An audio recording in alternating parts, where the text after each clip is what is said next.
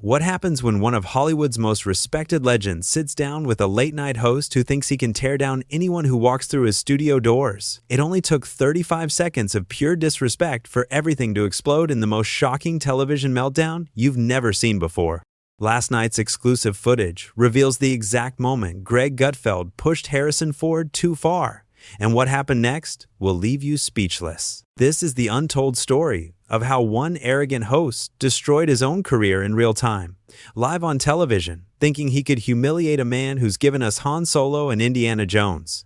But Ford wasn't having any of it, and the legendary actor's response was so powerful, so absolutely devastating, that Gutfeld's producers had no choice but to cut to commercial and remove their own guest from the building. You're about to witness the most explosive talk show confrontation ever captured on camera. And by the end of this story, you'll understand exactly why Harrison Ford walked out as the hero, while Greg Gutfeld was left looking like the villain he truly islanded. The whole mess started when Ford walked onto the set of Gutfeld's late-night show to promote his latest film. The audience was excited, clapping loudly as the 79-year-old actor made his way to the guest chair with that familiar, confident stride we've seen in countless movies.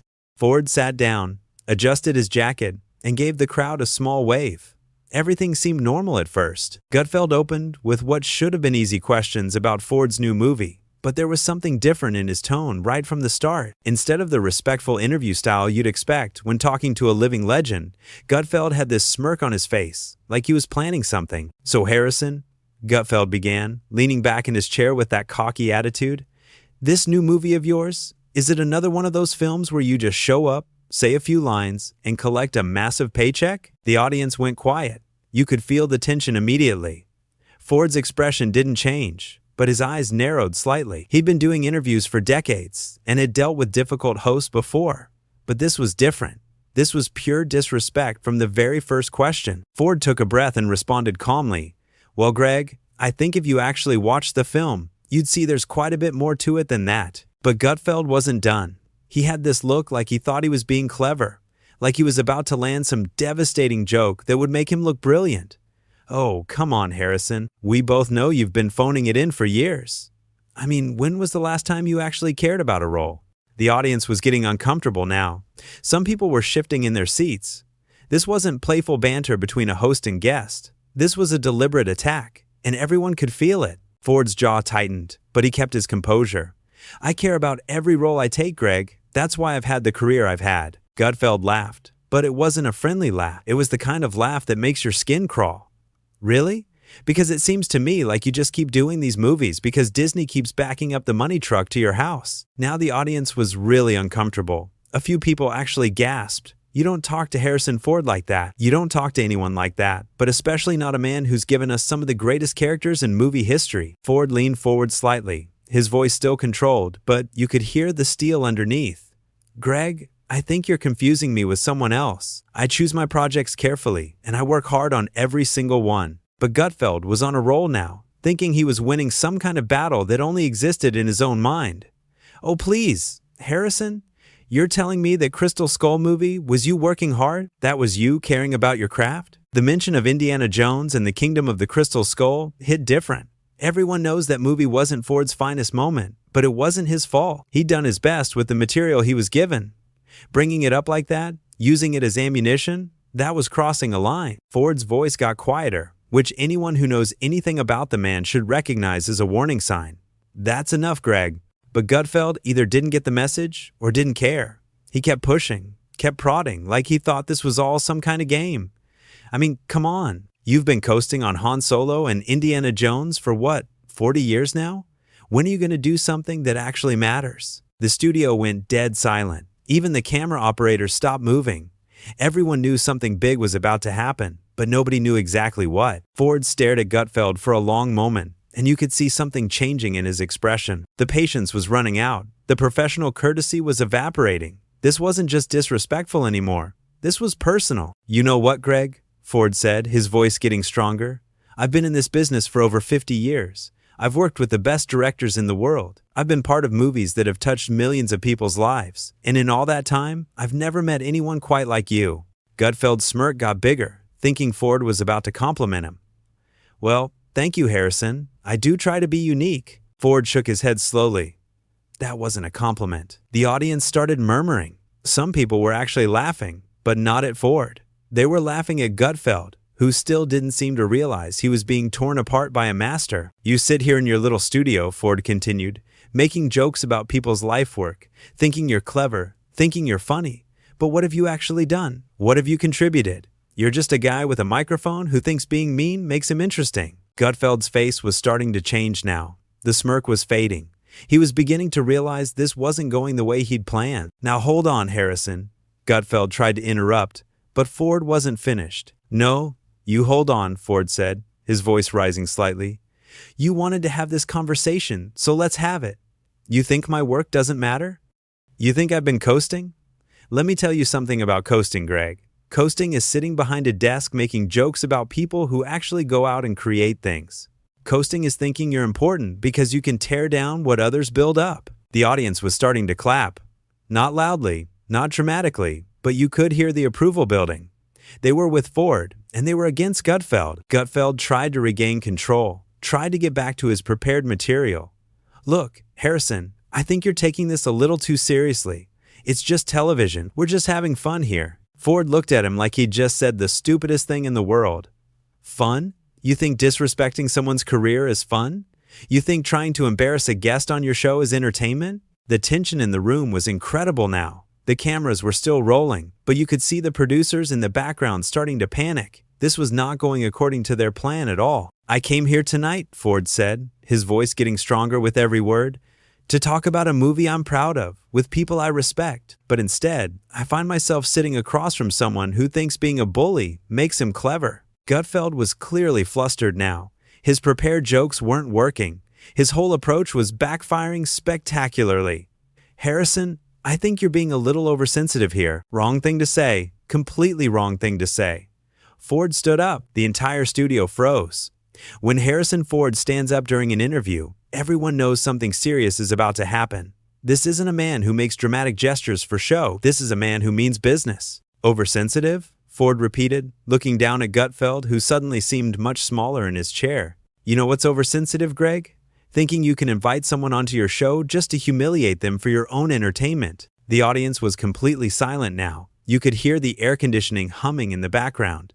Camera operators were looking at each other, not sure if they should keep filming or cut away. But the cameras kept rolling because this was television gold, even if it was destroying Gutfeld's reputation in real time. Gutfeld tried to laugh it off, but his voice cracked slightly. "Come on, Harrison, sit back down. We're just talking here." "No," Ford said firmly. "We're not just talking. You're attacking. There's a difference. And if you can't see that, then you have no business hosting a television show." The power dynamic had completely shifted. Gutfeld, who had started the interview thinking he was in control, thinking he could push around a Hollywood legend for cheap laughs, was now the one looking desperate. His prepared material was useless. His cocky attitude was crumbling. "Look," Gutfeld said, trying to sound reasonable but failing miserably, "maybe I came on a little strong, but that's just my style. That's what people expect from me." Ford shook his head in disgust. "Your style? Your style is being disrespectful? Your style is making your guests uncomfortable? That's not a style, Greg. That's just bad manners dressed up as entertainment." Some audience members started clapping again, louder this time. They could see what was happening. They could see Gutfeld getting exposed for exactly what he was, and they were here for it. "You want to know about my career?" Ford continued, his voice getting stronger and more confident. "You want to know about coasting? I'll tell you about coasting. Coasting is what you do every night when you sit behind that desk and think that being mean to people makes you funny. Coasting is thinking you can tear down others because you've never built anything yourself." Gutfeld was sweating now. You could actually see it on camera. His makeup was starting to run slightly, and his hands were fidgeting with his note cards. "Harrison, I think you're really overreacting here." "Overreacting?" Ford's voice rose slightly, but it wasn't anger. It was passion.